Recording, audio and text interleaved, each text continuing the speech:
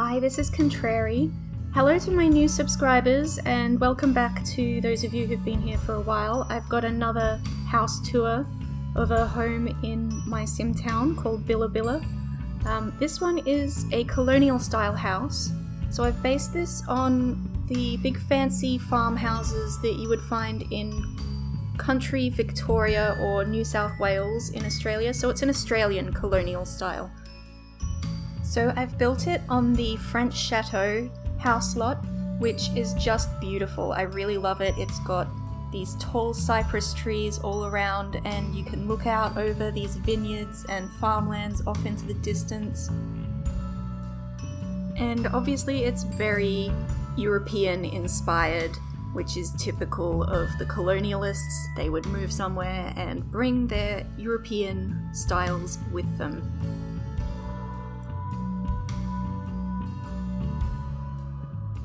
The house is now owned by William Goodman, or Billy as he's usually known.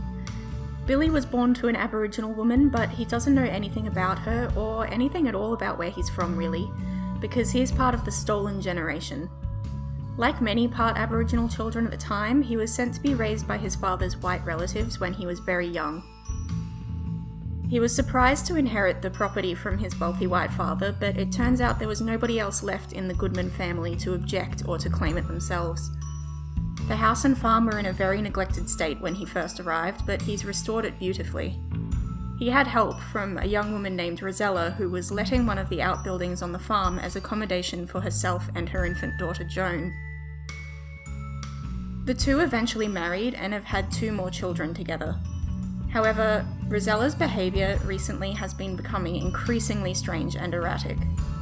Joan, who is now a teenager, is feeling that she's having to put out sometimes literal fires that her mother has set, and increasingly to take care of her younger brothers, Angus and Robert.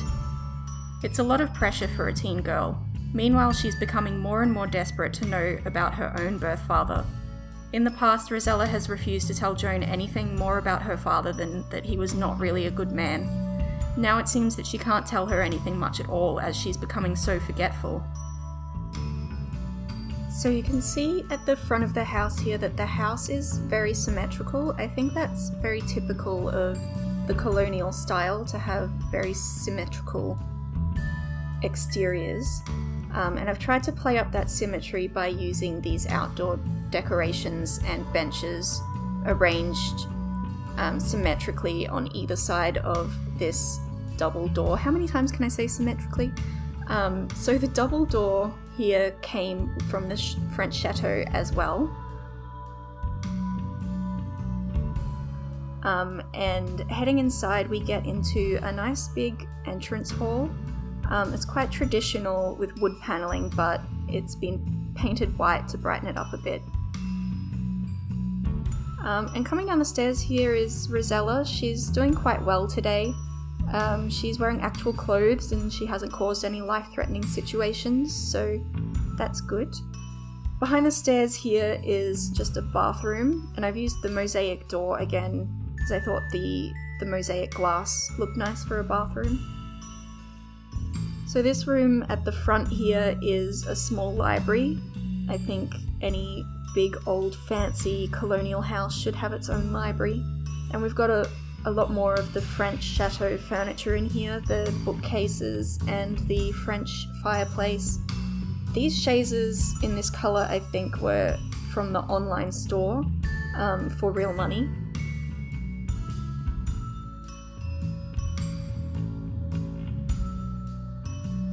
Across the hall is a really large living room, again very traditional with the paneling but with lots of bright white and pastel colours.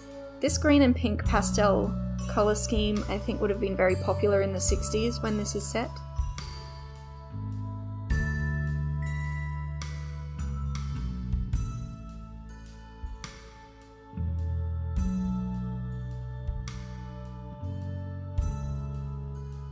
So these 2 double doors lead out to a covered patio with a barbecue and some seating, and Angus is heading out here to sit outside now. Hello, Angus.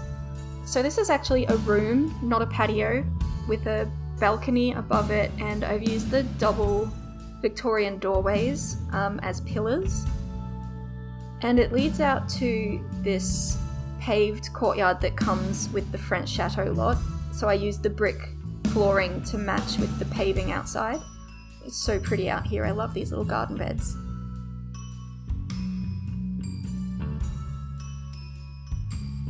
So heading in here, we've got a laundry with one of the washing machines, a drying rack, and the hot water heater for the house.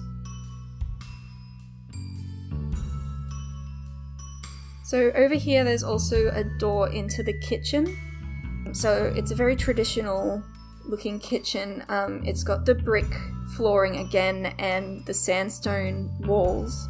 It was typical in houses of this age to build the houses out of stone or brick as a fire safety measure because the stoves were wood or gas stoves. And with Rosella operating the stove in here, you can't be too safe, right? So this door leads into the dining room, and again we've got Angus walking into the shot. He is a bit of an attention seeker, so it's not surprising that he wants to be constantly on camera. But we've got a big timber dining table here with seating for 6 Sims, another one of the French fireplaces, and one of these 3-wide sideboards that came with the snow chalet. I just keep some food over here for when they're ready for mealtime. So now we can head upstairs to the bedrooms. We come to another big hallway with another set of doors out to the veranda that we saw at the front of the house. Now, pretty much any architectural style in Australia, as it's been translated here, would come with big verandas. That's pretty much a given most of the time. This first bedroom that we'll look at is Joan's bedroom. It's pretty girly. It's got this lavender wall and the romantic bed with the canopy. She's got one of these little dressing tables, and I'm not sure where they come from. I think I got them from Architect Homes.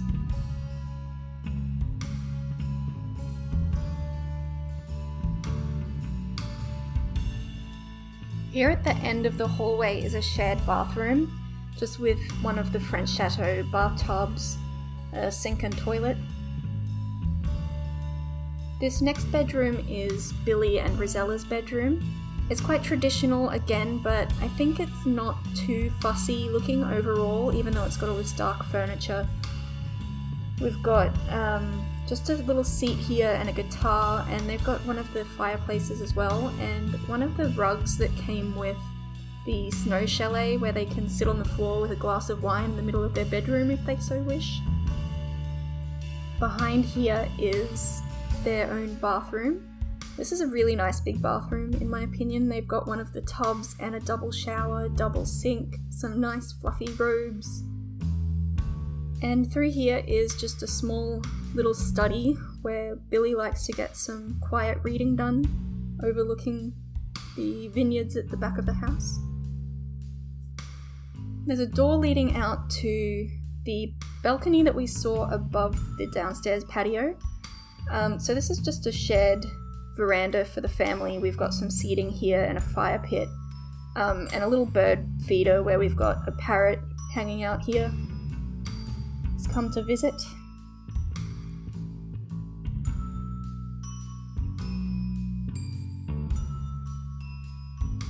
So this other door here leads into or out from a shared play space for the kids. We have the youngest, Robert, in here playing with this adorable dollhouse that's shaped like a pirate ship. So Billy built this for Joan when she was a toddler, and he and Rosella weren't even an item yet. We've got a lot of the daycare items and shelving in here, as well as just a small study desk for the 2 older kids to get some homework done.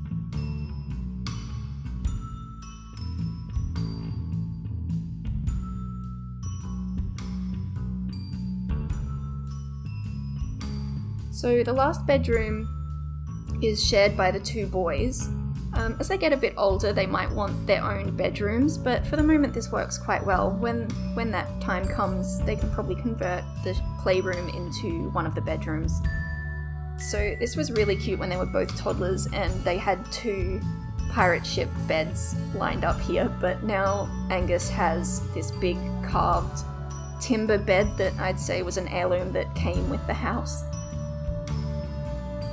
Okay, so that's it for this tour of the Colonial farmhouse where the Goodman family lives. And we can see already here's Angus again heading into his sister's bedroom to annoy her, typical little brother.